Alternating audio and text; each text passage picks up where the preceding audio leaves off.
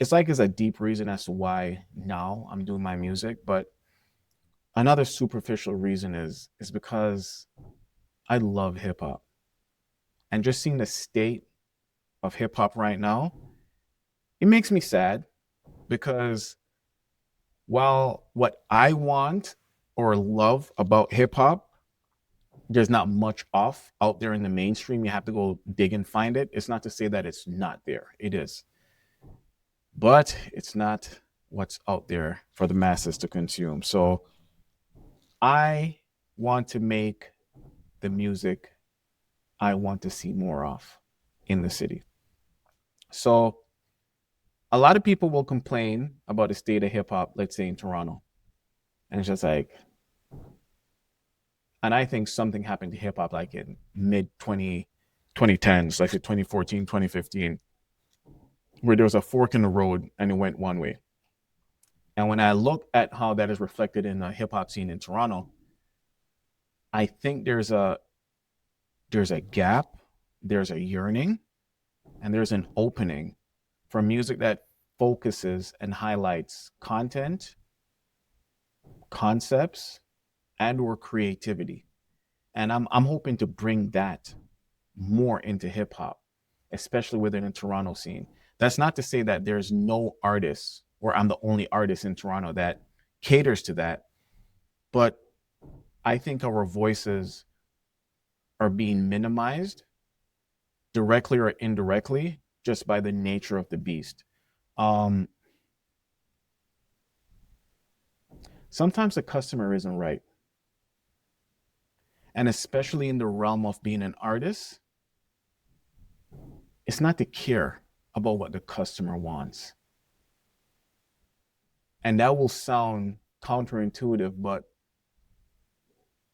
as an artist, I want to put out there the best representation of me. And if I'm too concerned about, like, say, the metrics that determine success as opposed to what is true to me, then maybe I'm not putting the best of me out there.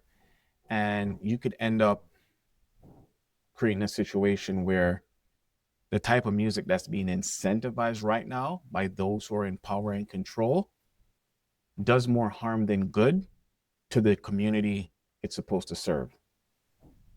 So we can look at the state of hip hop, just like say outside of Toronto, and be like, yeah, there's a lot of music that's celebrating certain behaviors, let's say low vibrational behaviors within, like, say, the urban community.